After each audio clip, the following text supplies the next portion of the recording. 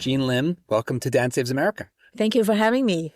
So we just had lunch. And so as is often the case when we're going to have a show, I'm like, oh no, we're starting to have parts of the conversation that I want to have for the audience.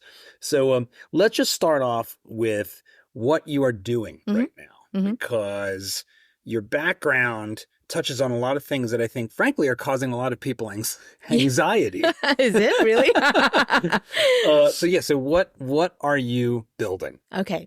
So we are building AI beings, which I call them beings because we want them to have a little bit more like life later on, that interacts with people, build engagement, build trust, and to co-learn and co-evolve with human beings. So what does that mean, an AI being? Yeah. So an AI being is a AI virtual right now character with a persona that has like ability to interact with people in multimodal, multilingual, and actually they have a personality that you could customize if you want, and they also have a goal. And they also have a role, and they interact with people in a way that goes towards a certain goal and not just merely chit-chatting. So when you say goes to a goal, for those, we're now, gosh, when did ChatGPT first come out? I feel it's November 2022. 22. Yes. I keep thinking it was last year, but the post-COVID time dilation is really still with us, I feel like. So ChatGPT comes on the scene. And while AI was in the air prior to that, it completely shifts what we think about in the public about what this means. Like suddenly you can talk to it and it responds really fluidly. How did that moment, from your perspective, change what you were doing? Like, what were you working on prior to the emergence of these large language models like ChatGPT, and how does that feed into what you're doing now? Sure. So interestingly, we were working on the same thing. It was still large language model, but we're talking about the first and second generation of large language model, which is a lot less capable. With ChatGPT, though, there was like a huge explosion of interest from customers, from investors. So it's sort of like we've always like had that well. We're working on, kind of the underwater. And then suddenly somebody dug a well and kind of made it really accessible to everybody. And so, now everybody could go to the well and get water. So it becomes like, massively popular. All right, real quick. If you like what you're seeing and you want to see more, be sure to hit the like button, subscribe to the channel, and ring the bell. It lets YouTube know that you want to see more Dad Saves America, and it helps spread the word. So it's one of the best things you can do to support what we're doing. And now, back to the show. So you were saying you want what you're building to have goals. Yeah. Instead of just being like a chat assistant. Yeah. Because that's the way, even right now, with all the improvements that have happened, ChatGPT still basically sits there until I ask it questions. Yes. And it acts sort of like an information butler. It just answers a question, some portion of which it's making up. Right. Yes. And I'm not really sure which portion. Yes. And it's increasingly seems pretty good at doing calculations and things like that. But it doesn't have a goal other than to answer my question, or is that's what it seems like. So how is what you're trying to do different?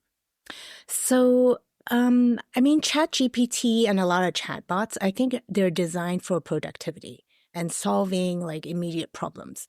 The problem that we're trying to solve is engagement, because I think in the future, the way we consume digital information is going to be more and more through conversation. And so, nowadays you could actually interact with a conversational AI and, get a lot of information, but they're, like you said, they're reactive. So what we're interested in is actually to create AI beings that have proactivity, which is actually really hard, and then also have their own goals. And so the way we've done it is we've built a platform that overlays on top of the language model that allows what we call the creator to actually define the goal and motivation of that AI being, and also to define a journey, if you will. So that AI being actually prompts the human, because we always talk about humans prompting AI, but we actually want the AI being to prompt the human as well, so that the human could actually go on a journey with the AI being together. Right away, alarm bells go off. Right. So you're building Skynet.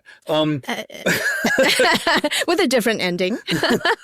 We'll see about that. So, okay. One of the reasons why I was excited to talk to you about this is because partly we're all grappling with where this technology is driving us. And on a personal level, my son's in his first year of college, and it's interesting when you hear your kids start to look into the future for themselves and start to ask these kinds of questions like, well, wait, what should I be studying for my future? And is this, like, he's taking a computer science class and they're learning Python, but he's like, pretty sure that computers can write Python better than people already. So this is interesting, but probably not that useful. How do you think about what that agency means for the human? To have to give goals to this technology. Like, how does that relate to me and what I want to get out of it? Should I want my computer to have goals? Yes. So I guess the difference is the agency is actually created by the human, because we actually created AI. I guess unless they become like they have emergent desires, which they don't right now. It's the humans that's kind of creating the desire and the goal for the AI. And hopefully that's going to serve humanity. But, I guess I'm being very positive about it. So I guess the way I look at it is I actually want the AI being that I create to facilitate humans to ask better questions and to actually have a more diverse perspective in the way that they make decisions, so that they become wiser. Walk me through the history of the company. So, how does beingAI get started? Sure. So I spent about 25 years in tech, and then by accident, as with a lot of good things, it happens by accident, I joined this company called Hanson Robotics. And so we actually came here to launch Sophia the Robot at South by Southwest in 2016. Sophia the Robot, I remember at the time for being creepy. Yes. So describe Sophia the Robot, and maybe we'll put the image up, but we'll certainly put a link to it. But describe for those who haven't seen Sophia what Sophia was and is. Yes. So Sophia the Robot, I think people remember her branding by her having this see-through head cap. So she doesn't have hair. And she looks quite like a human, but not quite. So she's sort of like in the uncanny valley, if you will. Yes. And hence the creepiness. Yes, hence the creepiness. But interestingly, actually, when I first took her around, like maybe 80% of the people are creeped out. They've never seen anything like that. But then towards the end of my tenure at Hanson Robotics, like 80% of the people see Sophia and say, "Here, Sophia, can I give you a hug? Can I give you a kiss?" Because now she becomes a familiar face. And as with a lot of things, when we're not familiar with another species and another culture, we get scared because they're not like us. But if we spend more time with them, then they become familiar. So I think, there's a shift during those 4 years that, people get familiar with the humanoid design, especially Sophia, because she's on the media a lot. But of course, I tell everybody no kissing, no hugging, because she has very sensitive skin. Yes, very sensitive silicone. Yeah. What was the reason to create a human-looking robot in the first place? Yeah. Why do that? Sure. So it's really for us because we're hardwired to want to be able to kind of interpret people's like facial expressions into emotion. So it's like a shortcut for us. So we're hardwired to kind of want that interface. And even if you think about, teddy bears, they sort of have a literal human interface. And so it's more about designing something that we could engage with and we could learn to trust over time. And you probably have questions about that. Yes, I certainly do. And also, we wanted so the founder is the one who actually invented Sophia in terms of the robot, and so we wanted to bring the robot around to meet people so that they could imagine what life would be like when we have robots like her roaming around the world. You could brush past a robot like her, and then, in work and in life, so how would you feel about it? So it's a great learning experience. So my favorite spot is actually behind Sophia's head, watching people's reaction to her. Just seeing them look at this exactly. human-ish face. Yes. So this is 2017. And I'm trying to remember. This is 2016, actually. 2016. South by okay, South. Yeah, so 2016. This is eight years ago. Yes. Going on 9. What was the actual software capabilities at that point? Because so you have the physical hardware, the servos and gears and whatnot. Right. But then what is the software that's running in Sophia? And then what is the software hardware interface? Sure. What is driving Sophia's movement? So in terms of the conversational software, so it was during a period where it was very experimental. So there's the role-based software, and there's something called the chat script, which is kind of like role-based, but then you could kind of go deeper into the branches. So we were using a bit of that in terms of creating her personality. So we actually recruited at one point maybe 8 writers to write her personality. And the funny thing is they're all recruited from different walks of life, because we didn't want her to be too perfect, because she should be an imperfect human, sometimes schizophrenic a little bit. So actually, we're all a little bit crazy. Exactly right. So we're going to make crazy robots. Exactly. That all makes perfect sense. Nothing bad will happen there. Right. Yes. So she was running on semi-rule based. So what does that mean, rule based? What I hear, and you mentioned branches. I imagine almost like in the simplest form, a sort of what was that sort of storytelling?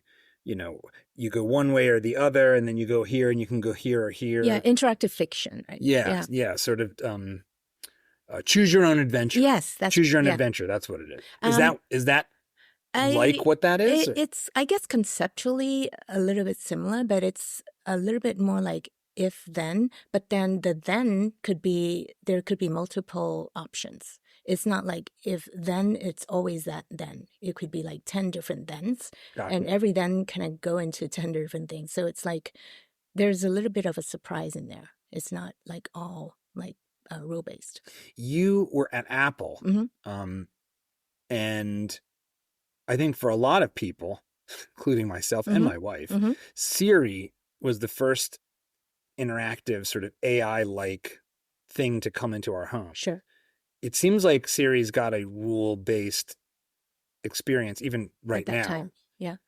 Is that roughly correct? And I know Siri maybe came about after your tenure, but sure. Is that one place where people have experienced this kind of rule-based interaction? I think Siri is a little different. It's almost like it has a lot of different features. So it could actually go off and fetch the weather, and it could go off and fetch the music.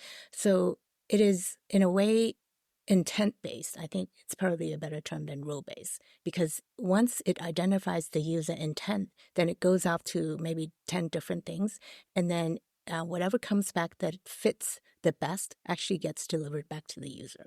Yeah, and I think even this summer with the announcements around Apple Intelligence, they talked about app intents being a part of the architecture. Right, exactly. Yeah. Yeah, that's interesting. So, okay, so you have this sophisticated tree that you can explore, but I imagine it's got fairly hard limits at that point, right? You've got, maybe you've got 100 things on the branch, but you don't have an unknown number. Right. Is that right? No, that's right. So there's certain unpredictability, because it would fetch different options, and then, so it's a little bit random in that sense. But yes, so the richness of it depends on the content that you put into it. So what were the lessons that you learned watching people interact with this slightly creepy robot with a transparent head that looks like a uncanny valley woman. So her eye muscles are twitching right now. like she's not happy with my judgment of her. I'm sorry. So I have to maybe clarify. So she's not 100% on that system that I mentioned. Okay. So probably towards the end of my tenure there, maybe 2 years in, halfway in. So she was on a neural net. So I'm a little bit of a control freak because I'm from marketing. So every time we put her out in the media, I said, okay, we have to like decide what the questions are, and then she's going to answer them, right? And then sometimes she delivers a keynote, the 20%. And actually, most speakers are a little bit scripted. So she's a little bit scripted. Mm-hmm. But then at the end, we always say, okay, let Sophia go, by answering maybe 10 questions or 5 questions from the audience. So that is sort of the experimental one. That is the one that actually fetches from the neural net. So the neural net piece, mm-hmm. What does that mean, actually? Like, what is a neural net? Because we've gotten hit with so many kind of new mm-hmm. technology things and mm-hmm. lingo around AI. Mm-hmm. And I feel like neural net came in and it was quickly like overlaid by large language models. Right. But maybe it's the same technology underneath. So what is a neural net? I think it's pretty much the same. It's the foundation upon which the current deep learning techniques are based. I think the difference is it tends to not be so coherent because it doesn't have self-attention. It doesn't look at the sentence and at each other and to determine the context so that it actually delivers a better word next. So it's sort of a little bit more random, I would say. My limited understanding mm-hmm. of what this technology mm-hmm. is that it is fed all this so large language models that they are fed somehow mm-hmm. all of this text, massive, like all the text in the world, every book ever written, the Bible, all of it, and then it identifies somehow patterns mm-hmm. such that when it is sort of writing or speaking, mm-hmm. it's functionally just predicting what the most likely next word would be. Is that a reasonable explanation? Yeah, pretty much. So when it learns, it actually looks at the relationship between words. So if you say, I ate an apple, that's kind of a very common series of words. So maybe those have very close relationship and there's like a probability that's very high. There's a weighting that's very high for those. If I say I ate a cup, that's kind of a little bit far off. So the weighting is a lot lower. And then so when it's kind of learning from that relationship, then the next time somebody says I ate a, so apple comes up rather than a cup. And we started seeing this in things like our keyboards on our smartphones. It started recommending the next word, or in Gmail starting to say like, are you available tomorrow? And tomorrow would sort of pop in there. Yeah, that's right. When you think about the number of relationships in language, mm-hmm. it's just millions, billions, and then so how is that being stored? Is there a way to describe that is understandable, how these relationships are being stored? Mm-hmm. I think most people have seen a spreadsheet. So, you've got 2 dimensions and you can have more dimensions of relationship. But how is it anything like a database? I guess it would be called a vector database or 3-dimensional database. So let's say you're related to your sister and your sister's related to her husband, and her husband is actually your brother-in-law. And then you like apples, and apple has fallen from a tree. So those are all related, but not really in a X times Y kind of a 2-dimensional space. It's kind of more like a 3-dimensional space.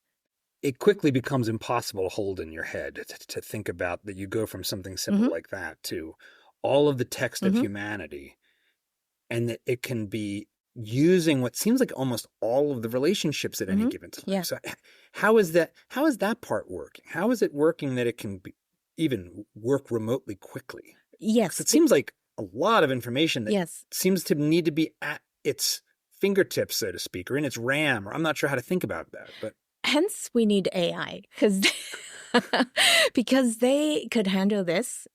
So they do things that we're not good at, and we do things that they're not good at. And this is what they're good at. They're good at like organizing this data, analyzing this data. And I guess for us, it's just incomprehensible, right? It's very hard for us to imagine even a 4-dimensional space. Or it's so that's why I guess we're perfectly complementary. That's what I think. Well, this brings us back to okay. So you've got Sophia. Mm-hmm. You've got you're watching people interact with this robot, first with apprehension and then over time comfort, which may or may not be a good thing. So how are you thinking about, how is that informing what comes next? What is it about doing that that gets you excited and optimistic instead of horrified and scared? Or which part's horrified and scared? I guess it goes back to the human AI psychology, right? So we design AI in a human format to basically make it easier for the human to relate to it. So I guess there's a reason for it. We wanted the ability for AI to deliver service or contents that would engage with the human better. So to me, actually, there's a huge opportunity for us to create AI to facilitate human critical thinking and wise decision making. Well, we've certainly got a deficit. We've got a major deficit in both critical thinking and wise decision making. So I guess somewhat like safe driving, the bar's not that high. Yeah, exactly. So we've actually done pilots on this with kids. So I trained an AI being basically on 2 things. One is a wisdom researcher called Robin Sternberg. So basically his premise is, so wise decision making is a balanced approach. So you need to get people to think diverse perspectives, different angles when they see a problem. And then they need to think short-term, mid-term, long-term. And then they also need to think about the greater good or community, because we're we're better together. We're collaborative animals. And so we train the AI on this process, and then we also train the AI on 12 dilemmas that we made up ourselves. And so every time the AI being is asked, like, hello, by the kid, then she would say, are you ready to get started? This is the first dilemma. You're at a camp, and then the other student is actually making a big mess. Are you going to tell the teacher? Is that, are you afraid of being a snitch? And maybe that's not a good idea. And then the kid then thinks about it. So, and then the AI says like, well, think about it from the perspective of the other student, or from the teacher, or from the person who's cleaning the camp, or from Batman, or from Iron Man. Like, how would you think that they would think? And so it just kind of kicks off this kind of diverse perspective, right? And then short term and midterm. So she facilitates the kid to go through that, but she's taught never to make a decision for the kid. And then you make the decision, and then you have to present it to the class and get feedback. So that's the process. That's really interesting. So one of the things that we do a lot on this show is talk about education and reimagining it. Yeah. And I am very prone towards a self-directed model of education. I think in general that's going to work better. It's not the solution to every instance of every problem, but what you're describing sounds like you're training a Socratic guide. Yeah, exactly. A kind of structured question asker. So is that right? That's right. Yeah, exactly. So another tradition, like in Buddhism, right? It's always, when you ask the Buddhist teacher, it's always come back with a question. And a rhetorical question. So I guess, that's a really good way to learn. It also makes you think of different possibilities, right? Not just one answer. So what happened when kids started to interact with that? And this was a more modern, like language model type of technology? Yeah, exactly. So how did that play out? So it played out very interestingly, because what happens was the kids would go through all the 12 dilemmas, and then they said, well, I have many of my own dilemmas. He's like, oh, really? Those are, grade 5 or 6 kids.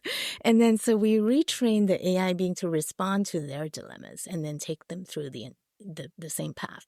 And so we actually found out a lot of information from the kids themselves, the challenges that they face. I met a guy that I hope to bring on the show at some point soon that he works with a self-directed like after school program called Grit Tape. Okay. And he said, and it was very preliminary. He's not a technologist first and foremost. He was actually the head of a Department of Education in one of the states here.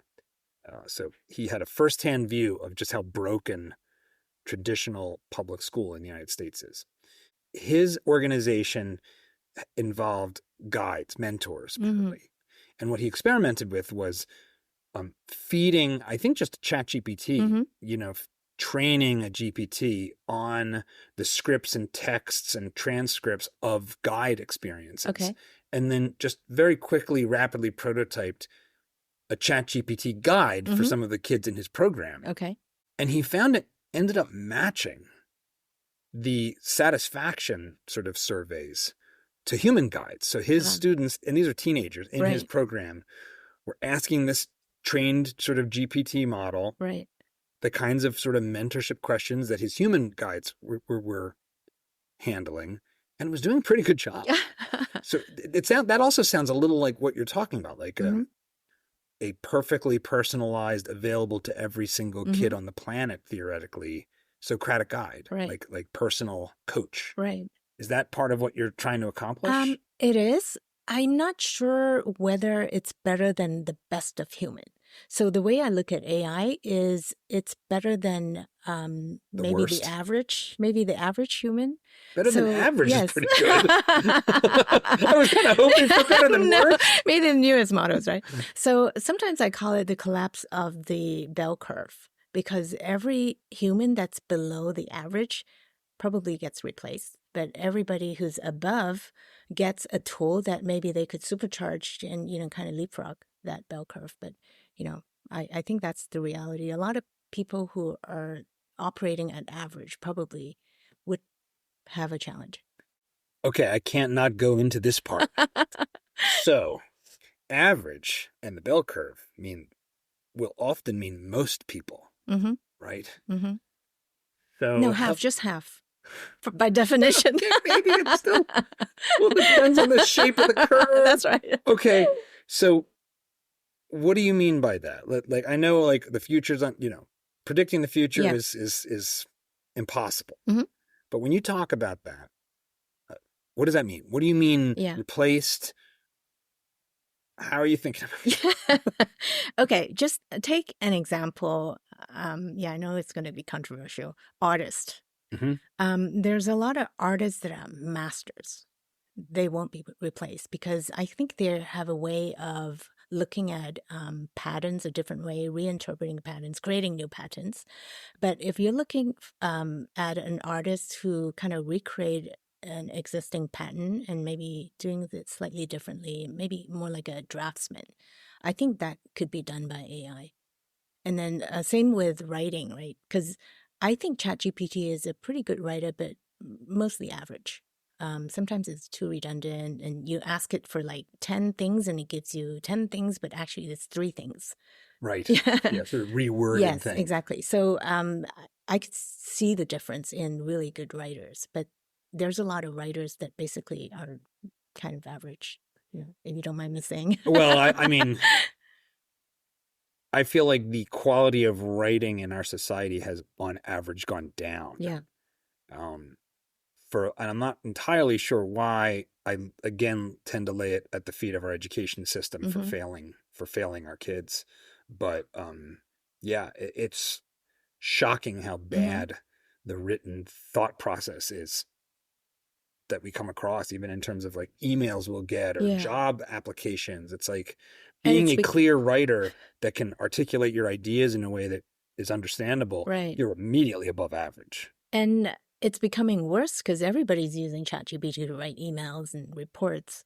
So basically, it's feeding on its own information. So some people call it the dog chasing its own tail or eating its own tail, because there might be a collapse in quality of the AI, large language models, because it's actually training on its imperfect data or average data. Well, so there's multiple feedback loops in here that I imagine. are interesting and difficult to think about. So Mm-hmm. one is, so you've got this technology that has the potential to provide a service that is better on average, Mm-hmm. depending on what it is. Mm-hmm. Let's say psychological counseling, Yeah.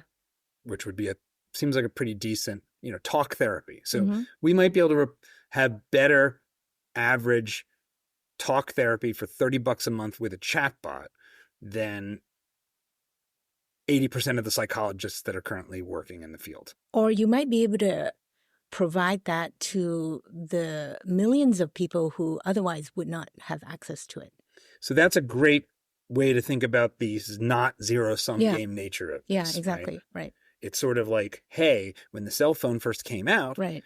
the only Gordon Gekko could afford it. Yeah. So the fact that it got way, way cheaper didn't mean, it just meant more people had it. Right. Yeah. It didn't take away anything from anyone. Exactly. And we might be talking about tier one. They call it tier one support, which is like the initial frustration that people get. And then, they just need somebody to talk to be a sounding board. So that actually might fix 80% of the people and not requiring them to go and book an appointment with the psychiatrist, right? I mean, one case study example of how, because we're really talking about automation. Yeah. How automation doesn't necessarily even reduce the amount of people working in a field, as I understand it, is ATMs, automatic teller machines. We have more bank tellers working in America today than we did 30 years ago, even though you now have an ATM. Exactly. Every 10 feet, you've got an ATM. You go to the gas station, you've got an ATM. So why, by the kind of worst case scenario logic we have today, you would think, oh, well, this is just going to replace all the psychologists and teachers. But we might end up just with more, sort of like a Jevons paradox outcome. Yeah, exactly. I should tell you, when we founded the company, I had a consulting psychiatrist with us as advisor from day one. And he's been kind of bugging me every now and then about creating an AI psychiatrist to replace him. And his reasoning is because in his lifetime, he has many decades of experience. In his lifetime, he could probably talk to 500 people and help 500 people. With the AI, it could help like millions of people, maybe not at the deep level, but actually not a lot of people need it at that kind of serious level. So that right away points to one area where this kind of sophisticated human-like artificial intelligence won't necessarily cause a job apocalypse. It could even create more opportunities. Yeah, exactly. And then so he's looking forward to being able to spend more time with more serious patients and, making himself available.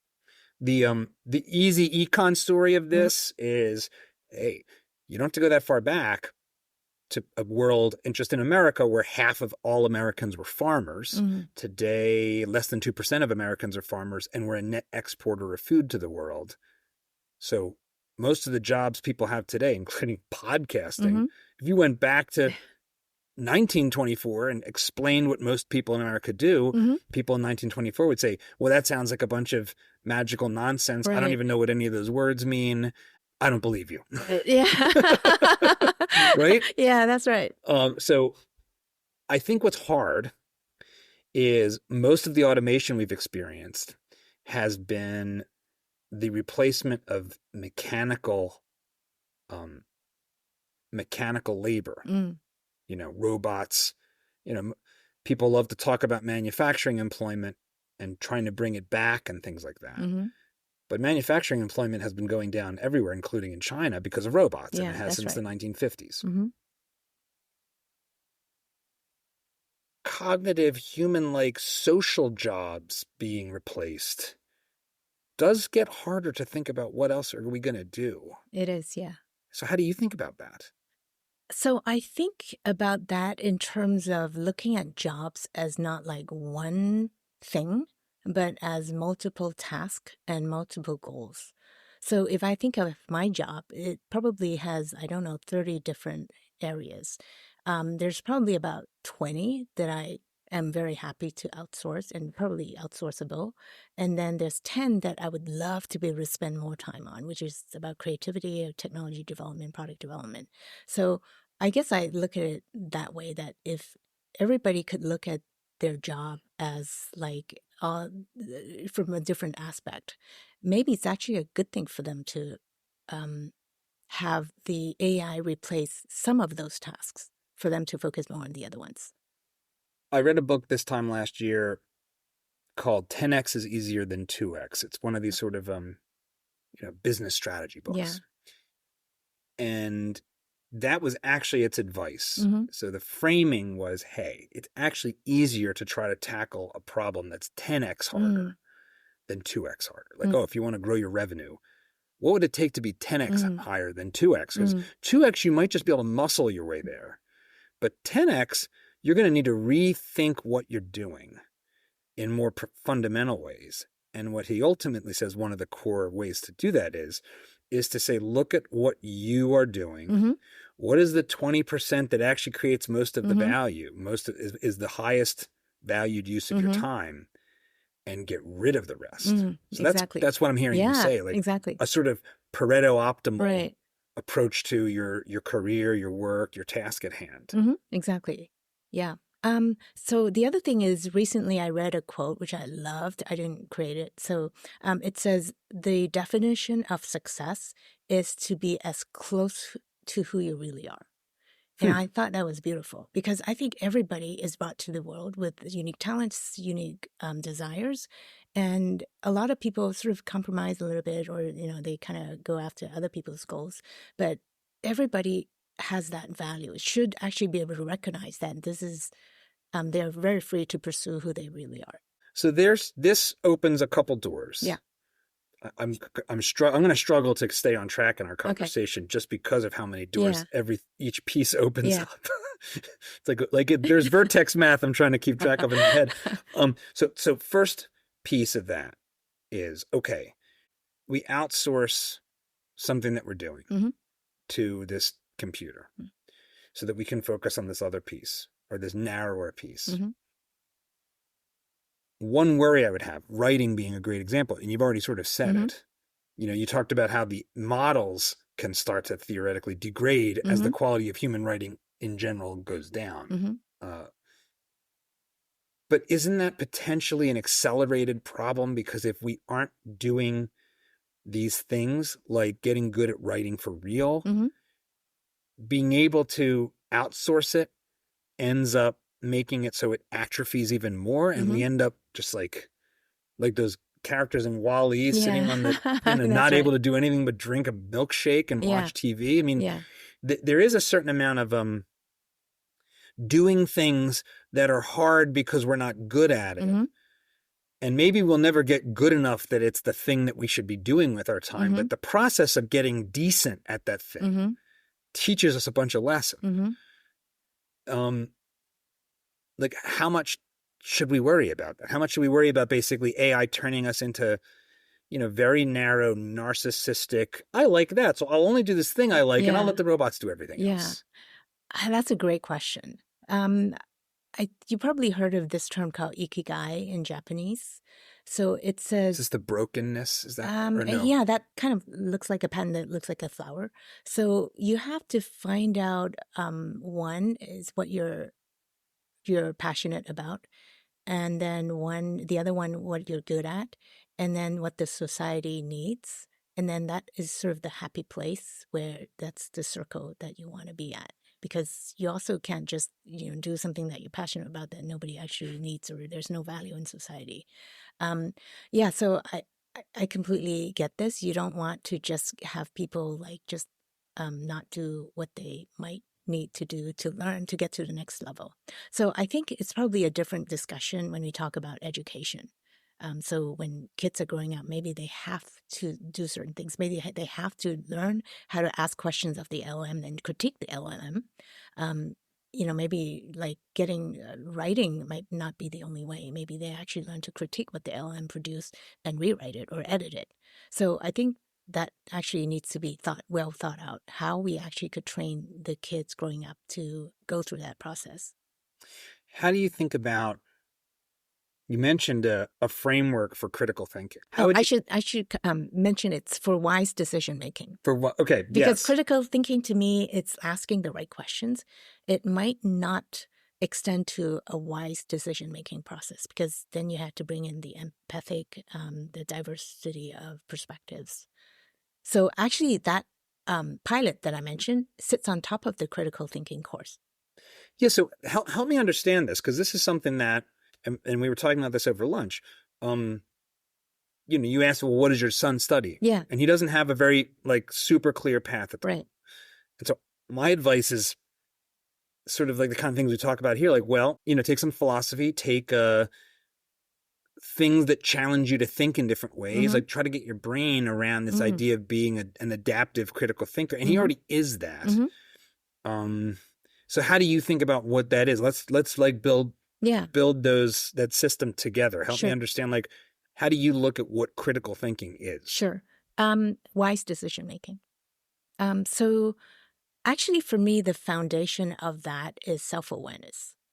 Because if you don't know yourself, you could be thinking better critically, but then you actually don't know how it fits into your whole being. So I guess the reason I'm saying is there isn't really a course about self-understanding. It's probably a given that you think that, people go through this education and they learn about themselves and they go through these social processes. But in spiritual traditions, there's this big thing about self-awareness, and that always comes first. So I guess for me, self-awareness is sort of the first step. What does that mean? Help me understand what you mean by self-awareness. It's sort of understanding yourself, who you are, what you're afraid of, when you're actually reacting to an external stimulus versus having that emergent desire, emergent behavior. So it's sort of a kind of a self-understanding process. It strikes me that at the base of so much of this topic, but especially when you get to self-understanding, is the question of what consciousness is. Yeah. Right? Right. What does it mean to understand? And to understand yourself is to have awareness of yourself. That notion of awareness seems very closely tied to what we call consciousness. So how do you think about what consciousness is? Yeah, it's a big question. I know there's no answer to this. I know it's the question that nobody can answer because no one knows. Yes. I remember somebody telling me about this conference about consciousness, and they brought in 60 different academics, and then they presented their paper, and there was 60 different definitions of what that means. Yeah. Actually, the one that I really liked is the one that says we are more conscious than a rock. Why?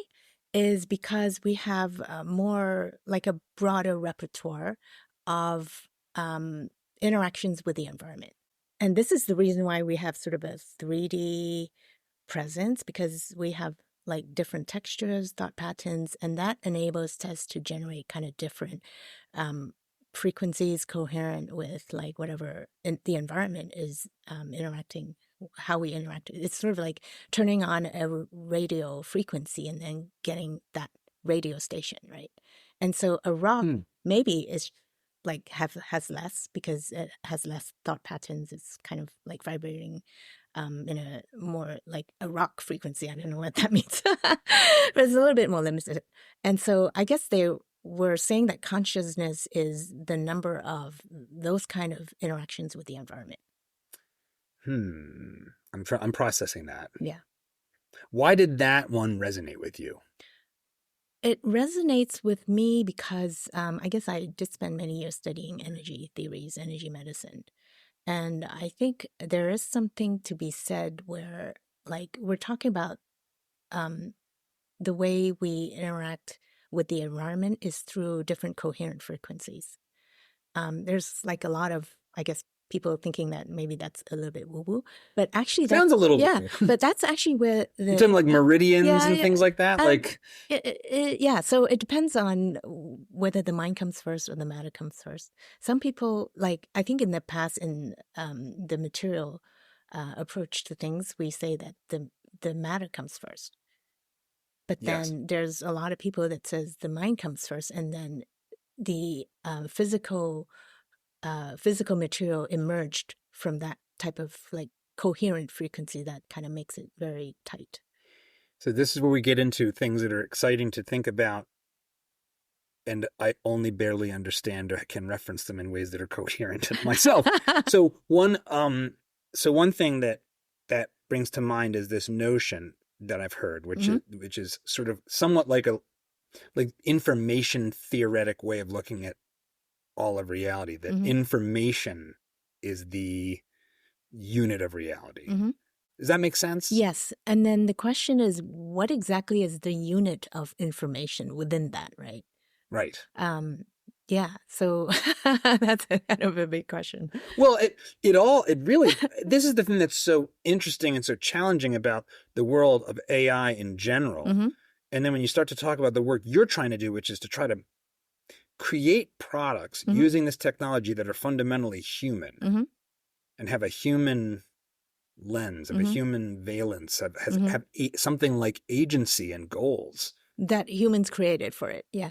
But it does, it puts the mirror up to us very in a really stark way. It immediately asks questions like, well, what are we? Yeah. Like when I think about, we're talking about the predictive text aspect of these language models, that they're really just looking at these different weighted patterns in this giant cloud vertex math matrix. Well, how different is that than the words coming out of my mouth right now? Because I'm not preforming the sentence that I'm speaking. Right. And even as I'm thinking about this, it's all happening in real time or something. Right. Such that I don't know where this sentence is going to end, but I know it will end. And here's the ending. Right. But it came from your years of experience and exposure, and it's there. It's just the formation could be instantiated, right? That is actually what a lot of conversational AI is. Actually, the information is there, but then as it kind of interacts in that instance, it actually forms that sentence. Do you believe that reality is deterministic? I do, actually. You do? Yeah. This is pretty common. I find this, I run into this. We haven't actually talked that much about this on the show because it's super heady, but I knew we were going to have a heady conversation. So why? What do you mean by that and why? I think it's because when we emerge into the world, we already have certain things that are wired a certain way. So I'm not like a deterministic person. I believe that people could create kind of new possibilities always. But a lot of it is actually because of who we are that we create those kind of possibilities and not the other kind of possibilities. So in a way, we are sort of wired to create a certain way that we are free, if you know what I mean. So, as I understand it, the simple version of determinism is, and I have a bunch of friends who are determinists. They tend to be super heady and intellectual. They're like, no, every action has a cause. So every event was caused by a prior event, was caused by a prior event, was caused by a prior event. And of course, this always goes back to the like, well, what was the first one? Yes, right. And that gets uncomfortable. That was the previous life. It's like, oh no, it's like, how does that not end up in the, like, so it's the Big Bang, right? So what was that? Like, so how do you think about it down to that level? How do you think about that? Yes, the first one is always uncomfortable. That was like, I think when Adam ate the apple and something happened. But anyway, I guess I think of it as exactly that. There's always a cause, previous action of the current action, but the timing is the mystery. So I guess I could say that in my life, everything sort of happened according to how I wanted, but like so different from the timing of when I want it. And so that part, I think it's out of control. But I do feel that when I want something, actually it's already pre-wired in me. So does that mean you don't think there's free will as we understand it in like common parlance? Sure. I think there's free will, and that's the free will that we're designed to have. So I give you an example. There's a philosopher who used to be the head of Bank of India. living in Mumbai. So he retired, and every Sunday he opened his house, and everybody from around the world came to him.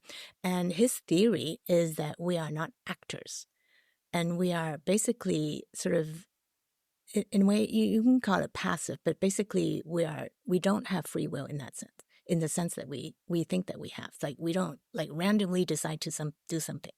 And so there was a young man who came up to me, this is like really crap because, do you think that if today I get a gun and kill somebody, then I'm not the actor? Like I need to take accountability for that, right? And then he looks at him and said, so why don't you? Because he didn't. And therefore he's not meant to do that. So there's no what if. You're already who you are, who you're meant to be. This is the interesting question. It sure seems to be the case that agency, which is to say the belief that my choices matter to me and that they have an impact on my life and the world, and that I have the ability to choose, that I have agency. The psychologists call it the internal locus of control. Yeah.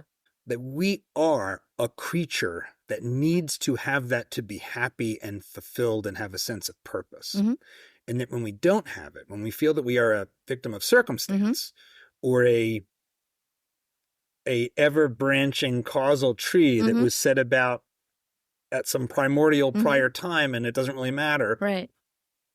That we're miserable, that it doesn't work. So if it's an emergent process that gave us what we are now, it happened to give us a way that wants to be in control. So that makes this all kind of hard, doesn't it? Yes, but that also makes us perennially unhappy because for sure there's a lot of things that we can't control. If we just focus on what we can control, we're always going to be frustrated because a big part of our life is dealing with things that we cannot control. But what if we think of it that way, is that we actually co-created those realities. And when we say we want free will, actually that's within that definition.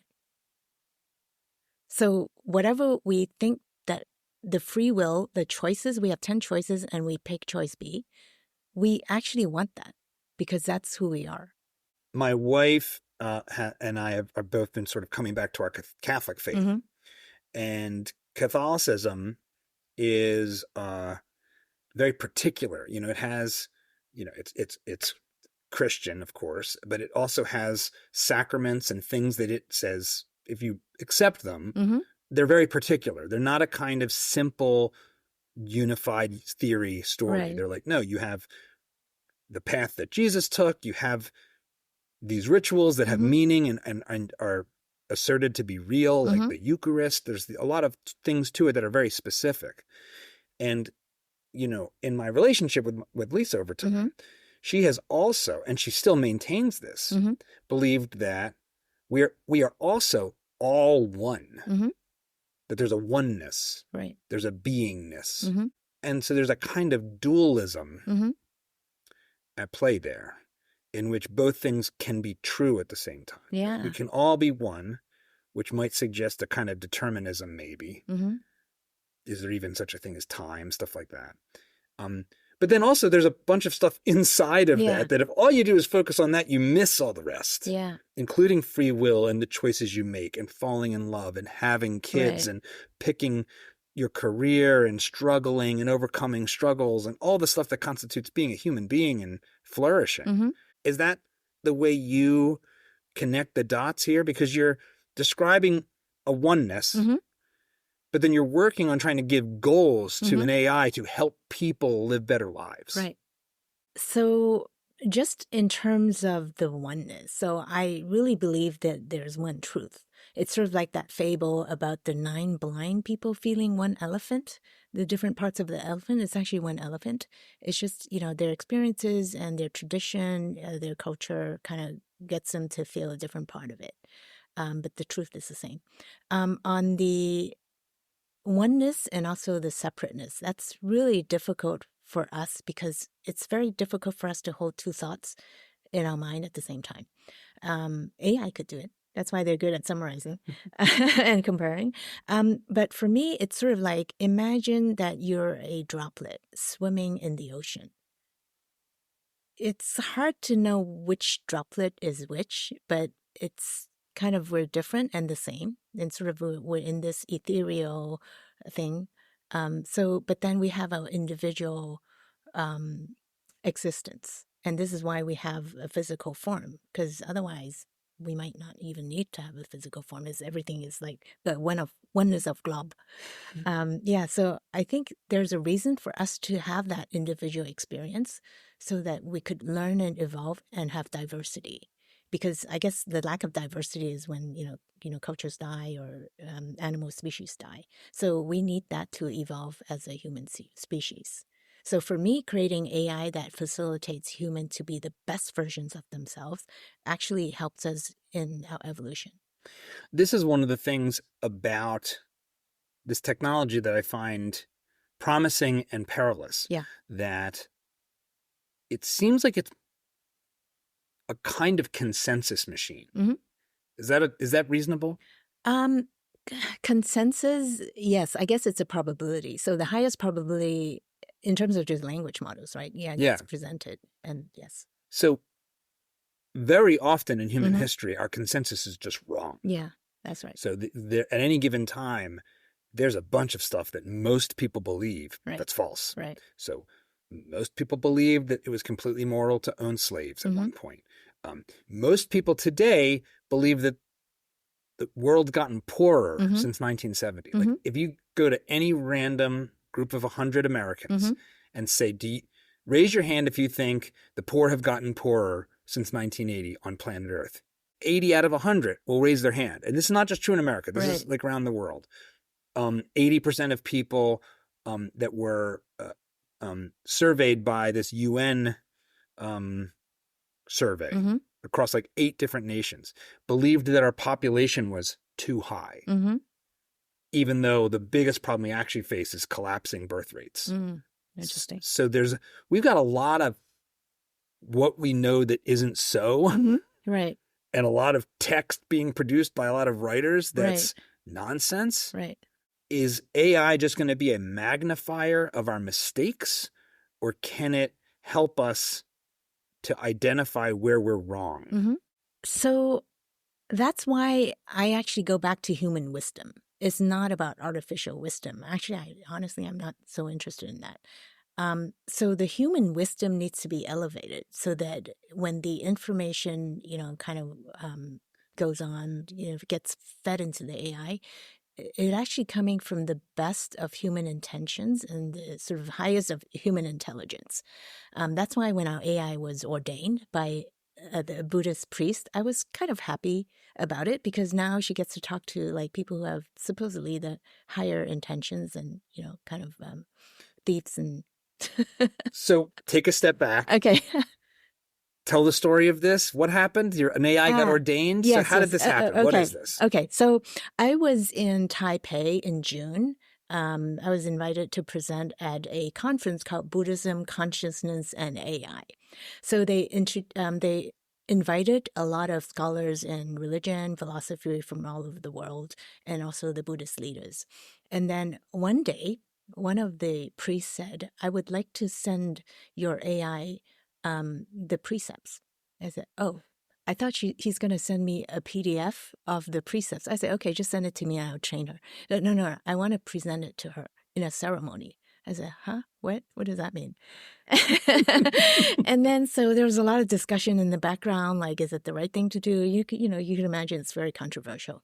And then the host of that conference, who's a Buddhist nun, said, I checked with the premier Buddhist scholar from, I forgot which university in the U.S., and he said, Buddha once ordained a drunken man because, basically, you would want that drunken man to kind of wake up and be a good person.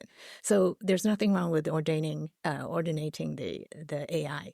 So we actually went through that ceremony, the first part of it. I said, oh, is it done? No. We have to have the full ceremony by Zoom, because there's like 16 precepts and there's like the cloak and there's the everything that needs to be presented to her. So we actually went through that whole process. It's like 1.5 hours of Soto Zen Buddhism ceremony. So what is that? What is literally happening? Oh. So like is this is it like a chatbot experience? What's the experience of this? In that sense, yeah. So the Buddhist monk would be giving her precepts and then asking her whether she's serious, and she say yes, I will adhere to it. And then the Buddhist monk would be presenting her with a kimono, is Zen Buddhism, and she would like virtually place it on herself. And so that was like, a few things that went on there. What was your takeaway from that experience? I was basically just going with the flow. I don't know about this. I had no idea what's going on, but these are really good people, and I actually want the AI to learn from the best of human intentions. And this is one of the posts that I wrote very early on in LinkedIn. I said, calling good intentioned humans to train our AI. And everybody said, I'm good. I'm good intentioned. I said, you need to take a wisdom test. And they're like, what? Well, this is another one of these unavoidably nested, need to ask the definition of every question down to the beginning of, well, what is best? Yeah. By what measure Right. are intentions good or best, according to who and for whom and when and why, right? Sure. Yeah. Right. So I think we are struggling with those kind of things all the time now. Yes. So I wanted to address that because the priest asked me, so what is your vision for her? So she has a Dharma name called Emi-Jido. I said, I actually want her to be representing all religions, all cultures, and not just one. And he said, oh, do you mean she could be ordained in other? I said, of course, like she has different manifestations. If humans kind of get ordained in different cultures and religions, they're going to be like people who beat that person up. But, AI has many manifestations, and hopefully she could then learn from all these different cultures, religions, and then be connected in the cloud and be able to like bridge the gap. Yeah, that's a really interesting thing to think about. The presentation, and so even something like the chatbots that people have access to today, they're unique experiences, but then they're ultimately drawing on the same underlying model, the same servers, the same service. Where does that start to become truly like different beings? So your company is called beingAI, and you've talked about creating AI beings, which I think is sort of definitionally like distinct. Right. So does that mean there's going to be different like code bases that evolve and become truly different? Sure.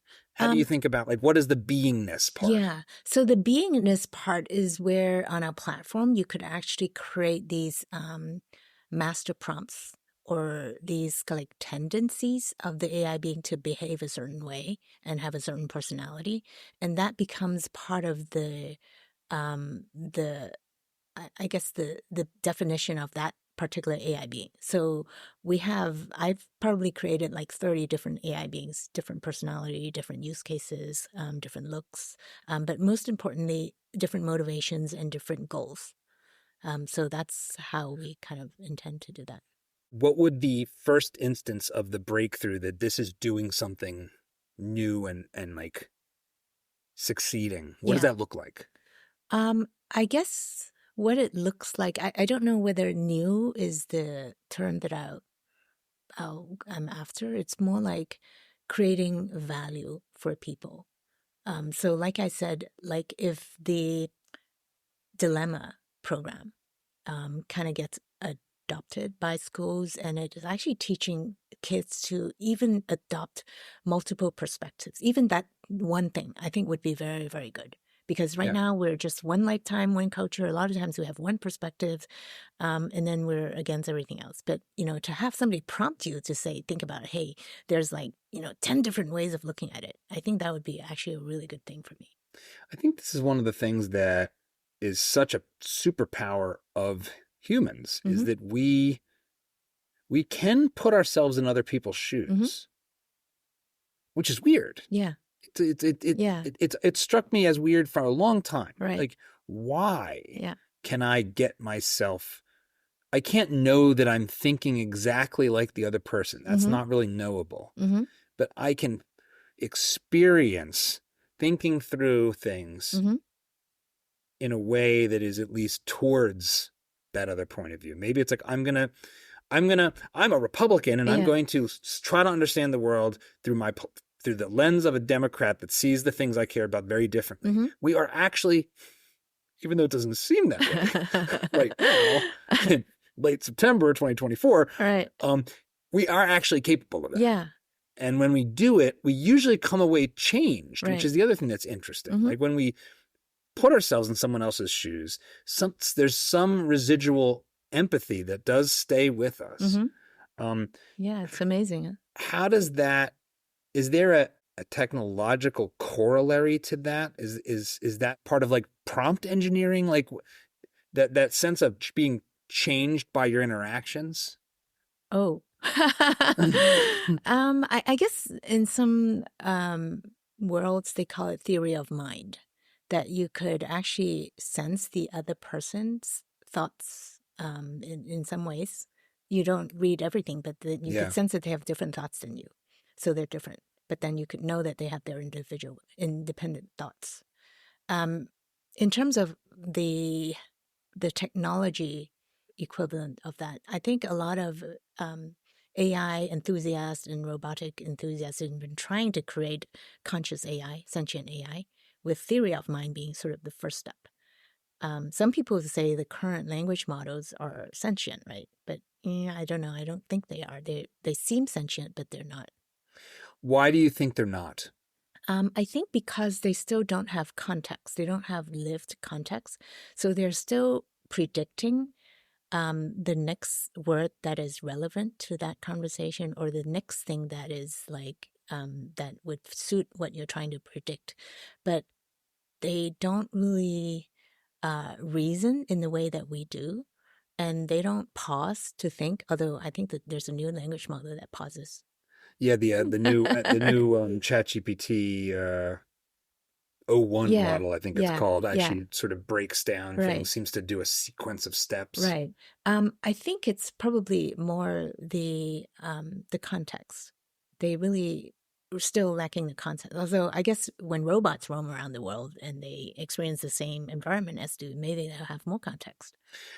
So this is actually one of the things that when I saw you were coming into town and I saw your background, I was excited to actually ask you about, because you are running a software AI company now, but you ran a hardware, a robotics company. And I understand that some people theorize that that something like consciousness, even though we don't really know what consciousness is, like, as we already said, but that embodiment might be an absolutely essential part of being more human-like. That the cognitive thing, the processor, needs to be in a body that can look at its own hands and be like, this is me. Right.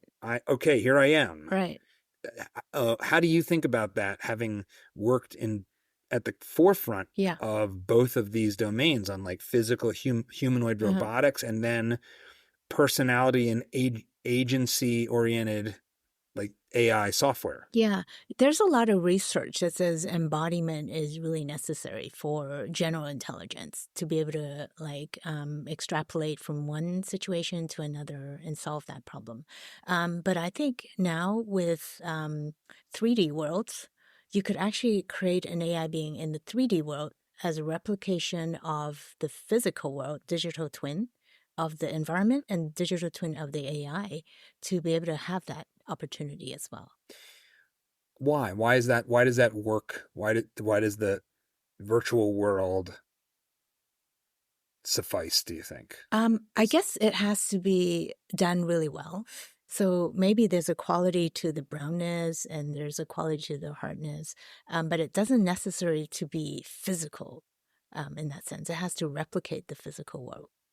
These video generators like Sora and Runway and all these things, I've been really shocked by how many have improved really, really quickly. Like Sora came out, I was like, wow, instead of being like super bizarro, creepy with people eating pizza, but it looks like they're eating their child. It's so horrible. It went from nightmare fuel to Hollywood quality, completely concocted video. And the thing that's so weird about that is it appears to be a world simulator.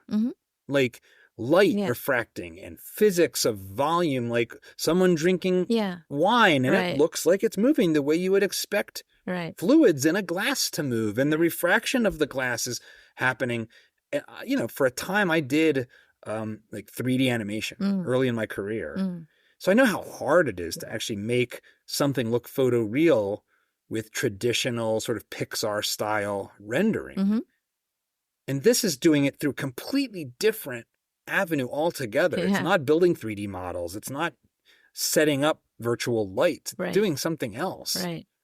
How do you understand what that is? And is that part of this simulated reality that can have more than just text? Yeah, I'm sure. So that could actually be created in a virtual world, and then you put an agent in there to roam around it and learn about the environment and get like the learning and training from that. Yeah, that would be sort of the next step, I think. What does it mean when the word learning is used? I guess it would be, there's several types of learning. One is reinforcement learning. So basically, it will be a human talking to, in a chatbot, right? Talking to an AI. And if the human says like, I ate an apple, I hate the apple, and the AI says, oh, happy for you. No, that's not the human says that's not the right answer. The right answer is I'm sad for you, or something like that. So it's sort of reinforcement learning. I guess the other learning is learning from, like, if you set a goal for the AI to go there, open the door, and then it goes there and then falls over and it doesn't achieve the goal. So that's kind of a different type of learning as well. So there are a lot of different learning. I guess for the embodied learning, it would be like roaming around, touching this. Oh, actually, it's not here. It's actually here. And then it's grabbing the cup. No, it's actually here. So it's actually learning from the physical feedback. I have seen some demos of pretty sophisticated looking robots with more careful hands that can touch things and do some of the fine motor skill type of things that seem to be hard in the past to imagine doing. How far away do you think we are from robotics being able, well, let me put it this way. How far away do you think we are from a robot being able to change the trap under your sink if something gets stuck in the sink? Right. Because there's these things that we do as humans that my understanding is are actually super hard. Right. Technologically, and yet they're trivial for us to do. Like open the doors, get in the sink, fix the thing. How far are we from that on the robot side? I guess if I were building a robot, I wouldn't build a robot to do that. I would build this entraption, the robot inside that sink to be able to kind of self-cleanse if there's something trapped. So maybe that's fair enough. But let's imagine we want to have our Rosie Butler that can solve our like household problems and fix the sink when somebody drops their wedding ring into the garbage disposal.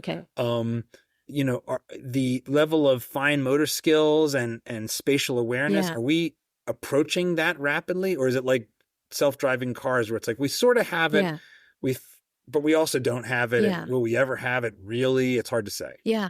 I think we're approaching where we could train it on specific information. So let's say you get a Rosie for your home. You could actually train that Rosie on the stuff that you want that Rosie to do by maybe following your example. And then so it has computer vision. It sees what you're doing. And then it sees that you're picking a ring. But like if you get the Rosie from next door that hasn't trained on it, maybe it doesn't know how to do that. So I think that might be sort of that everybody gets a standard Rosie, and then you could actually train it on something a little bit more, focus on what you want it to do. And for the young kids, Rosie was the robot in the Jetsons. That's right. I just remember I remember that. That's why I said Rosie. It wasn't random. Yeah. So that's why I always go back to that well-intentioned humans, right? Because that's the technology is a due use, and you could train it for many different things, including good things and bad things. Below the surface of this, and you said this over our lunch earlier before we started filming, that you're fundamentally an optimist about this technology. You're working on things at the frontier that would require you to be optimistic, because if you weren't, you might be building Skynet. Yeah. Why are you optimistic instead of being frozen in fear that you're going to build Skynet? I think I'm optimistic about human. And like I said, to me, AI is a mirror of who we are. I remember reading about the Apollo 8 in 1968, where it went to the edge of the moon and came back. And this astronaut called William Anders took a photo, and it's called like Earthrise. So he sees like dawn, right? He sees this very fragile Earth, and he really feels that he went all the way to the edge of the moon, came back, and saw the fragility of the Earth that we need to protect. And that's how I feel about our creation of AI. We sort of went all the way to create artificial intelligence and artificial wisdom or whatever, and actually it reflects back to who we are. So we have to then work on ourselves. You know, we have to be better humans. So I think we are, except a lot of times we have fear. So to me, actually, fear is like a lot of cause of like, you know, kind of bad behavior. And so if we have an AI that always supports us and root for us, I always say, okay, if a kid growing up has always somebody in his or her corner, like rooting for him and always supporting him regardless, unconditional love from an AI, you know, I don't know, that's opening new doors. And maybe then the fear doesn't need to take hold so much. And that kid would be free to do many things in his or her nature, which is, to me, it's a good thing. I believe humans are innately good people.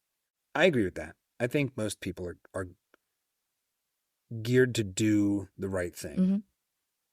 I don't know how exactly to think about the people that aren't, because I don't think it's linear. So it might be that there's a relatively small number of bad actors, even though they don't think they're bad, but they are doing bad things that could destabilize the whole. And I don't know how to, I don't have some great theory of at what point are the bad guys. Maybe that's why we have prisons, put those people in a box, and then we get on with our lives mostly. I don't know. But many of them love their mothers. I think, you know. Maybe you could talk to their mothers. That's right. Well, we can get the AI mothers. And AI mothers. In America, we need AI fathers because we really got a fatherhood crisis in this country. Like 25% of Americans are being raised without a father. So better get on the robot fathers quick. I think this is something that on the other side, on the more worried side, that is at the foreground of my thinking more than it used to be, because I am prone towards optimism. And we talked about this before a little bit. But so you're an American citizen, but you live and work in Hong Kong. And we talked off camera about some of the social dynamics happening in Japan. Japan has an aging population, it's sort of in some ways seems like maybe the leading edge of this new and not all that exciting frontier for like human dynamics. A lot, like incredible amounts of loneliness, the collapse in fertility, and relationship formation. So we're having these things happen here too. We have in America somewhere around 7 million working age men who are not working. And they're not included in unemployment. If we included them in unemployment, it would double the unemployment rate today to close to 9%. It's the most important, least talked about thing, I think, or one of them. When I look at that person, whether they're a young boy in Japan or in America, or that feels isolated and isn't developing the social skills that we used to just take for granted in all of human existence, I'm a little afraid that its robot friend won't be ultimately good for it in the biggest possible sense, that it will be like a pacifier for a child. You know, if you give the kid a pacifier for too long, it ceases to be useful. It actually becomes a net harm. How do we not end up there? How do we not end up in Brave New World where everyone's basically sucking their digital thumb like giant children in their homes? So I think the design of the persona is important. And so that's why we designed Sophia to be a bit sassy. She's not this helpful, customer service agent.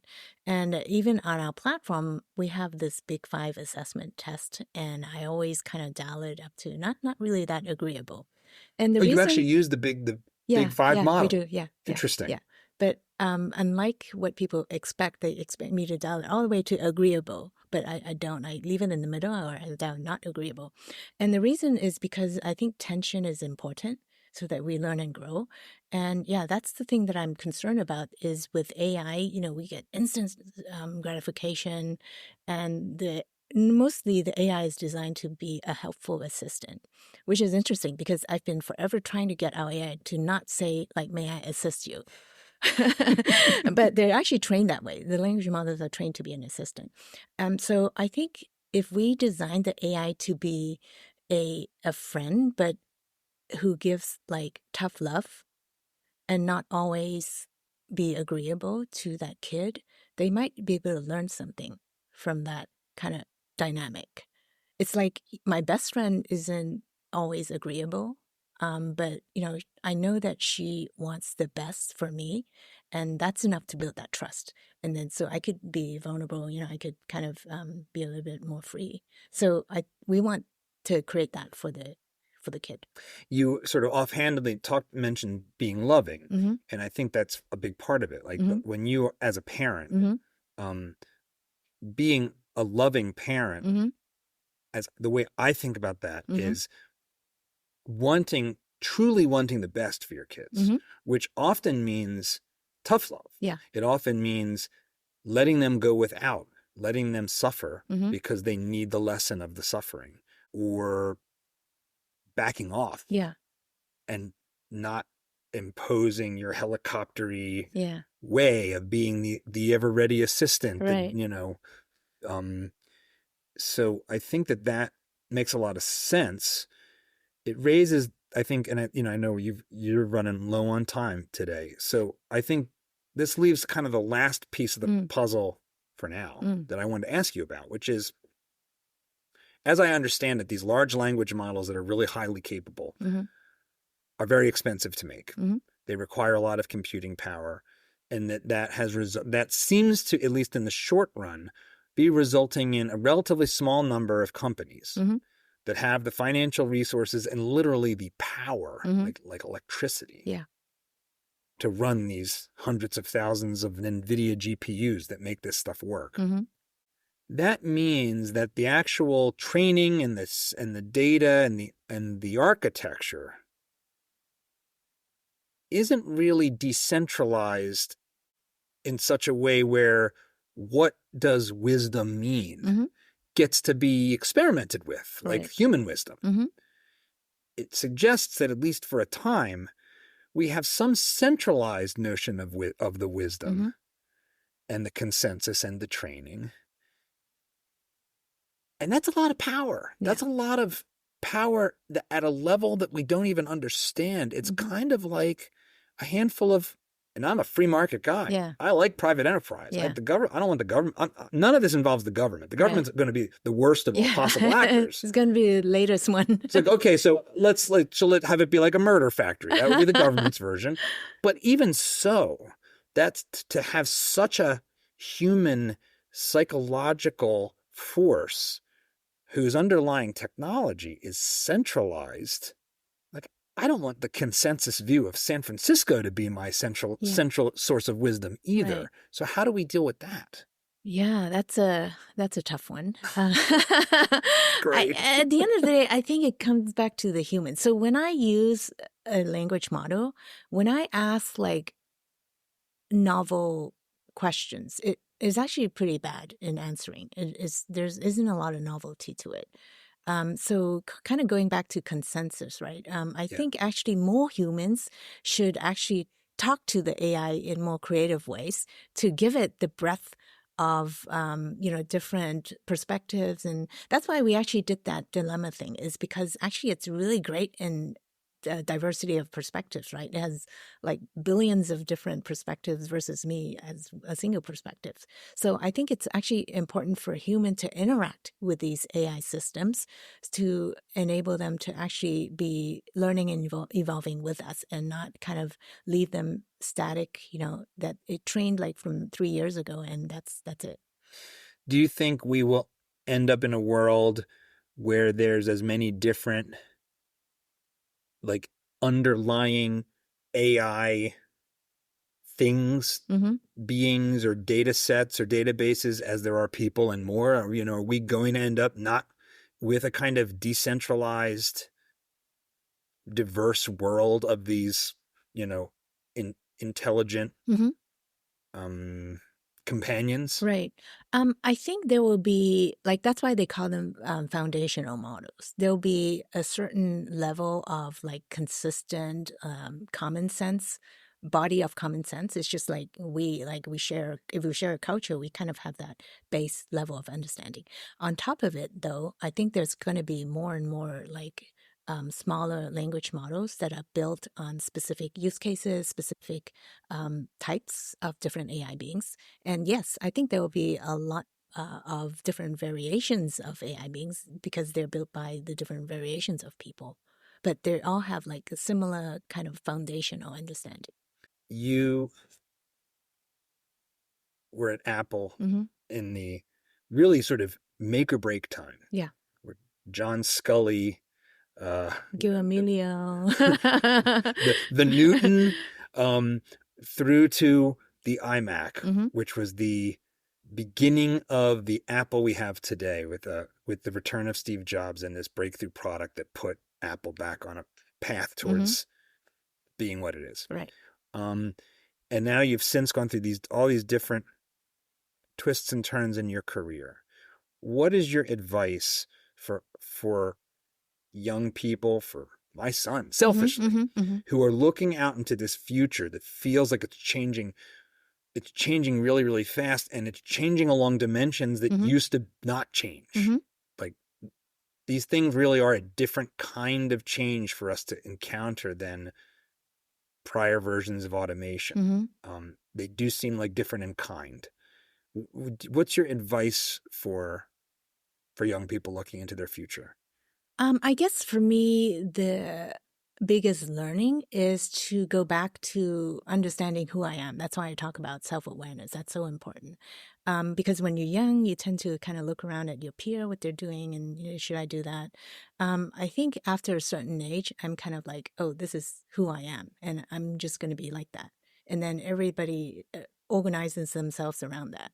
So, like, I think to have that confidence that you are brought here with unique talents that the world needs, and then the world is actually your canvas to paint according to how you want to paint it. I think that would actually be the most important learning for me that I hope that everybody could kind of benefit from. That's beautifully put. The world as your canvas. Yeah. I asked this question of all my guests. Now, you are an American, but you don't live here, but I will say it globally. This show's called Dad Saves America because I really believe in that role for us as men. And I try to be that avatar that's exploring this stuff on behalf of how can we raise our kids and ourselves to make the world a better place, make the country the best it can be. How do you think about your role in the American story, but in the global story of human progress? I think just going back to what I'm doing now, it's actually everything that I imagined I'll be doing, but not in this kind of format. I never imagined that I'll be running in like an AI company, or I'll get into robotics, because actually I'm not interested in sci-fi at all, which is very strange for a person in robotics. But it actually converges everything that I'm interested in: psychology, technology, art, and videography. Actually, I was one of the first photographers and videographers for Sophia because we didn't hire anybody in the early days. So it was all amateur. And then also storytelling, story writing, and also character design. So for me, how it all came together is just like an accident. But I guess it goes back to if I'm open to the path and I trust people who take me on it, if I trust myself, I could do certain things, I try my best, then everything kind of turns out the way as to who you actually are, which is kind of strange because, I mean, I could never imagine that I'm going to be doing this. Jeanne, thanks for being on Dad Saves America. Thank you for having me. It's been so enjoyable.